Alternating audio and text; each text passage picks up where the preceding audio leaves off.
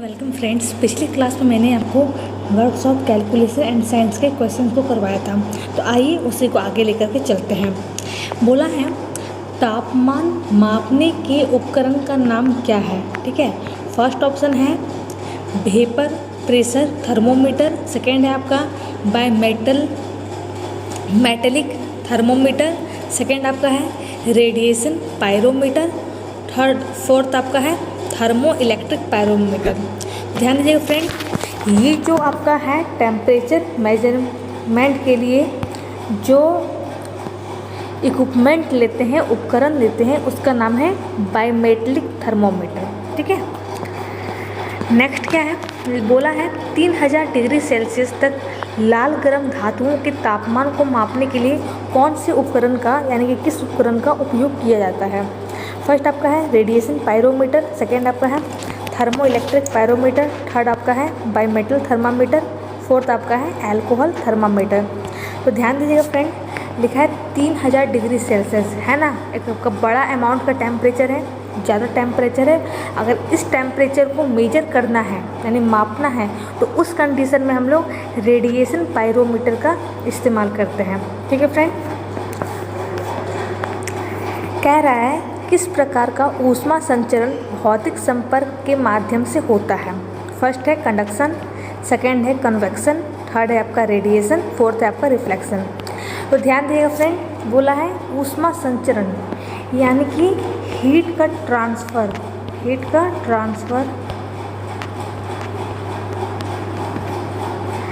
भौतिक संपर्क यानी फिजिकल कांटेक्ट के द्वारा होता है, फिजिकल कांटेक्ट। तो ध्यान देना फ्रेंड, जब हम लोग हीट का ट्रांसफ़र करते हैं, ठीक है, आपको फिजिकल कांटेक्ट के द्वारा अगर हो रहा है तो इसे हम लोग कंडक्शन कहते हैं। क्या कहते हैं? कंडक्शन। नेक्स्ट क्या है, किस प्रकार का ऊष्मा संचरण ऊपर की ओर प्रवाह द्वारा होता है। इसका भी वही ऑप्शन है, कंडक्शन, कन्वेक्शन, रेडिएशन और रिफ्लेक्शन। तो याद रखिएगा, अगर ऊष्मा संचरण ऊपर की ओर प्रवाह के द्वारा होता है तो इसे कन्वेक्शन कहते हैं।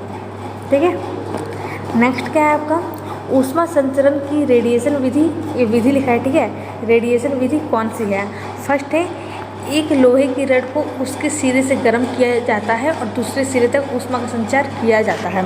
सेकेंड ऑप्शन क्या है, पानी गर्म करने पर ठंडा पानी ऊपर से नीचे की ओर आता है। थर्ड क्या है आपका, गैसों को गर्म करने पर ऊष्मा का संचार वातावरण में होता है। फोर्थ है आपका, सूर्य से ऊष्मा अंतरिक्ष के माध्यम से यात्रा करती है।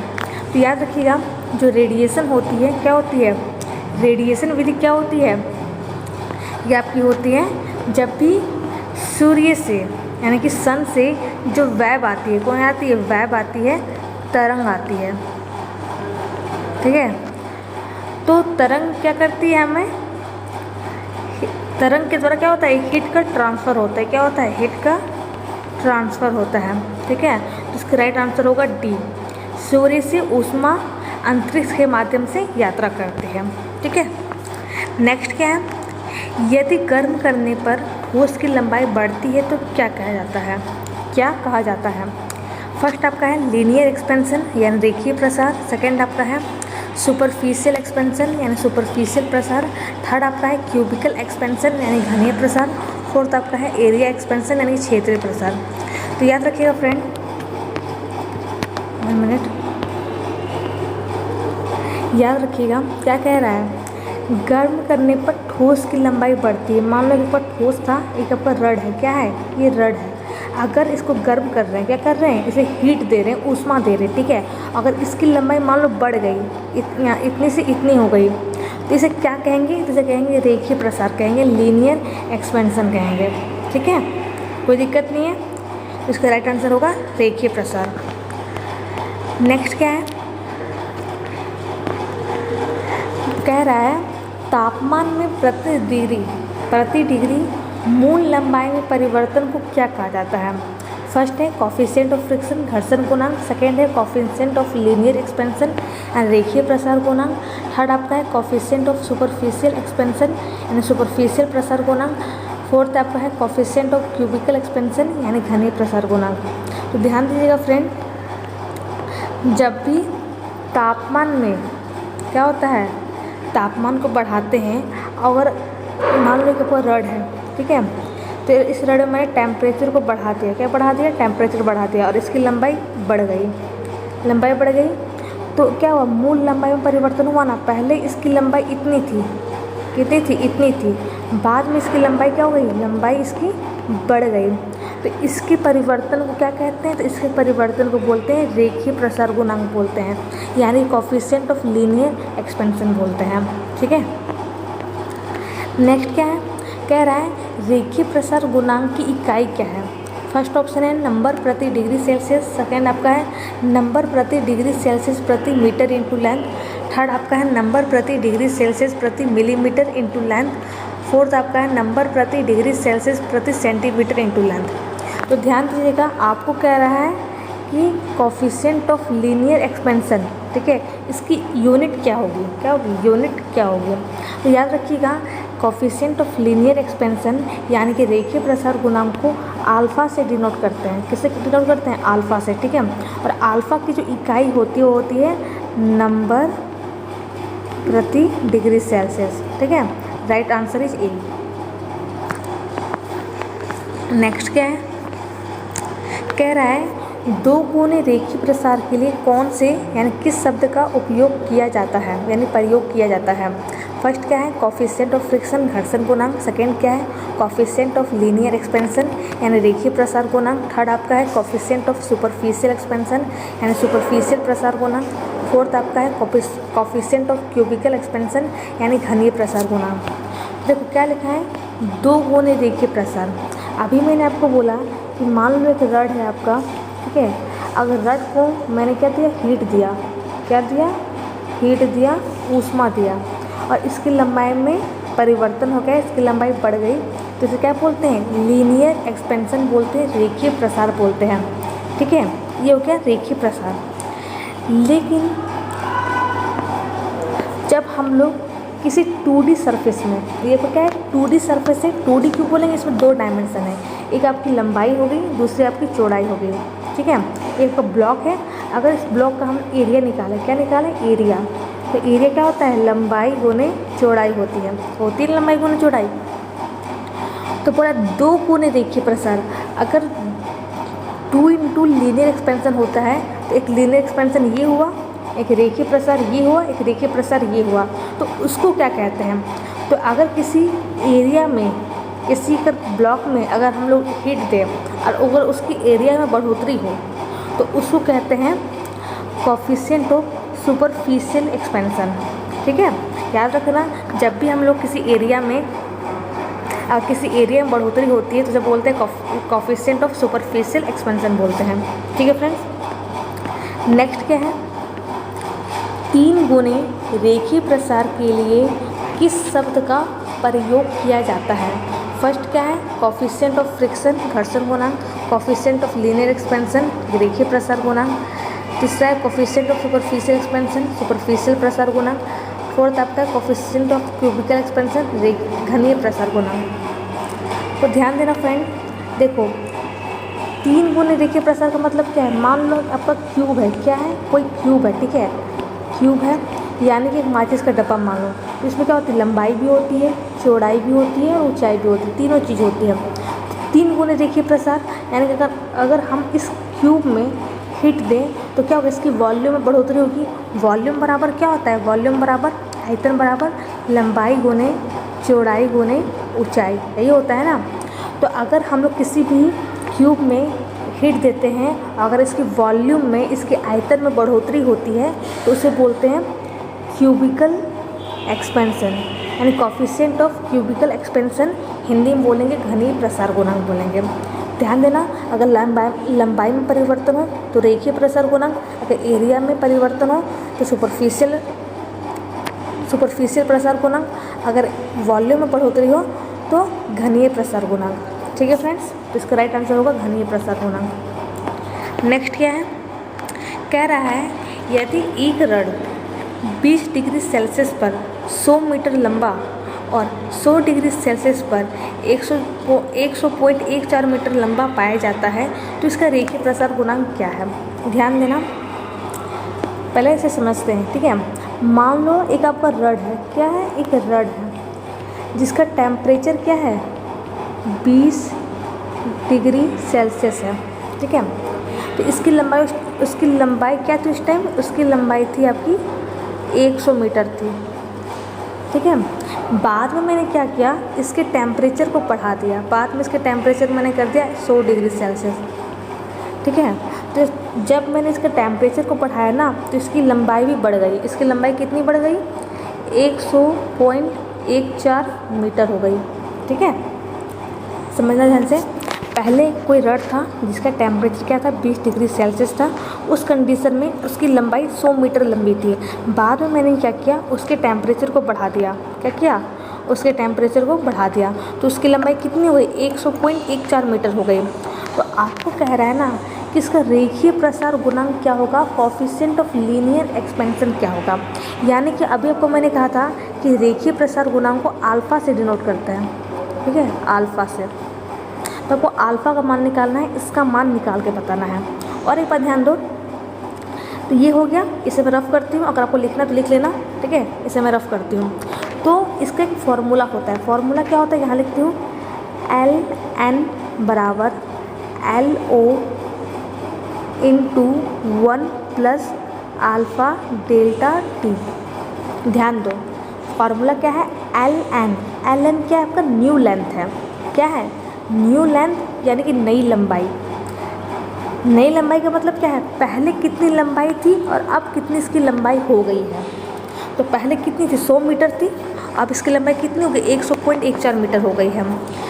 LO का मतलब क्या है, LO का मतलब है ओरिजिनल लेंथ, यानी कि पहले वाली लंबाई। तो पहले लंबाई कितनी थी, 100 मीटर थी। कोशिश करना समझने का, Ln का मतलब होता है न्यू लेंथ, यानी कि न्यू लंबाई कितनी है, 100.14 मीटर है। LO का मतलब क्या है, ओरिजिनल लेंथ, यानी कि पहले वाली लंबाई, इसकी वास्तविक लंबाई कितनी है, 100 मीटर है, इंटू 1 प्लस अल्फ़ा। अल्फ़ा क्या करना है, आपको निकालना है। और डेल्टा टी कितना हो गया, डेल्टा टी का मतलब होता है तापमान में परिवर्तन। आपने टेम्परेचर को कितना चेंज किया, तो पहले 20 डिग्री सेल्सियस था, अब क्या हो गया, 100 डिग्री सेल्सियस हो गया है। तो चेंज तो हुआ ना, पहले 20 था अब 100 हो गया है। कितना का चेंज हुआ, तो 80 का चेंज हुआ ना। अगर 100 में से अब 20 को माइनस कर दोगे तो आपको 80 डिग्री सेल्सियस आ जाएगा, ठीक है। तो यहाँ तक लिख लेना, कोई दिक्कत नहीं है। इसे मैं रफ करती हूँ। अब देखो फॉर्मूला क्या था आपका, Ln बराबर LO into 1 plus alpha delta T. अब देखो आपको अल्फ़ा का मान निकालना है, निकालते हैं। Ln है, LO क्या आपका मल्टीप्लाई में है ना, यहाँ मल्टीप्लाई छुपा हुआ है, मल्टीप्लाई। अगर इसको इस साइड लेकर के जाएंगे तो ये हमारा डिवाइड में कन्वर्ट हो जाएगा। तो LO into 1 plus alpha delta T हो गया। अब देखो ये क्या 1 प्लस है, ठीक है, प्लस में है ना, अगर इसको इस साइड लेकर के जाएंगे तो ये हमारा माइनस में कन्वर्ट हो जाएगा। तो Ln minus 1 upon LO into alpha delta T. कोई दिक्कत नहीं है, सॉरी कोई दिक्कत नहीं है, ठीक है। अब देखो ये क्या है आपका, LO को हम लोग क्या करें, लघुत्तम लेंगे, लघुत्तम लेते हैं। तो LO बराबर Ln माइनस LO, इतना का आता होगा, ठीक है। अगर इतना भी नहीं आया तो अलग बात है, इतना कर सकते हो खुद से, हो गया। अब देखो इंटू क्या इक्वल टू क्या होगा, अल्फ़ा डेल्टा टी होगा, वो लिखने का जगह नहीं है इसलिए मैंने लिखा नहीं है। अब क्या होगा, Ln minus LO upon LO, ये क्या है हमारा डेल्टा टी, क्या है मल्टीप्लाई में है ना, गुने में है। अगर इसको इस साइड लेकर के जाएंगे, इक्वल टू की इस साइड लेकर के जाएंगे तो ये हमारा डिवाइड में कन्वर्ट हो जाएगा। तो into delta T equal to alpha. कोई दिक्कत यहाँ तक होनी नहीं चाहिए, अगर होती है तो कमेंट करना। यहाँ तक हो गया, तो आपको इसको लेकर के चलना है, ठीक है। मैं यहाँ से यहाँ तक आ गई, कोई प्रॉब्लम नहीं है। अब मैं इसे रफ़ करती हूँ, अगर लिखना है कॉपी में तो लिख लेना, मैं इसे रफ़ कर देती हूँ। अब इसके बेस में हम क्या करेंगे, इसको पुटअप करेंगे, इस जो आपका वैल्यू दिया हुआ है ना Ln का LO का, इसे पुटअप करेंगे। तो क्या है आपका Ln minus LO upon LO into delta T equal to alpha, यही है। एल एन का मान कितना है, न्यू लेंथ कितना है आपका 100.14 है। एल ओ का मान कितना है आपका 100 है। एल ओ का मान कितना है आपका ओरिजिनल, एल ओ का मतलब क्या है, ओरिजिनल लेंथ कितनी है 100 है, इंटू डेल्टा टी कितनी है आपकी 20 से 100 हो गई ना, तो 80 हो गई। ठीक है, सॉल्व करो। देखो यहाँ पर, अब देखो 100.14 मीटर में अगर 100 मीटर को माइनस कर देंगे तो कितना आएगा 0.14 डिवाइडेड, अगर 80 में से 100 को मल्टीप्लाई करेंगे तो कितना आएगा 8000 आएगा। अब देखो 2 अंक के बाद डेसिमल है, 2 अंक के बाद डेसिमल को हटाएंगे तो 2 जीरो लगाएंगे, कोई दिक्कत है नहीं है। अब देखो 2 चौके 8, 2 सत्ते 14 आ गया। अब देखो यहाँ पर 7/4 को जब डिवाइड करोगे तो कितना आएगा 4 एकम 4। देखो यहाँ पर पहले मैंने यहाँ डिवाइड किया, फिर मैं यहाँ पर आ गई हूँ। 4 एकम 4 बचा कितना 3, लगाएंगे डेसिमल, कितना बनेगा, ये डेसिमल है ठीक है, ध्यान देना, बनेगा 30, तो 4 सत्ते 28, कितना बचेगा 2, लगाएंगे 0, बनेगा 20, 4 पचे 20, तो 7/4 का मान कितना आ गया 1.75 आ गया है। डिवाइडेड क्या है, अब देखो 8 पे कितने जीरो थे, 8 पर 5 जीरो थे। ठीक है, तो 8 का तो मैंने डिवाइड कर दिया, 7 से किया ना डिवाइड। अब देखो इसका मतलब क्या है 10 के पावर 5।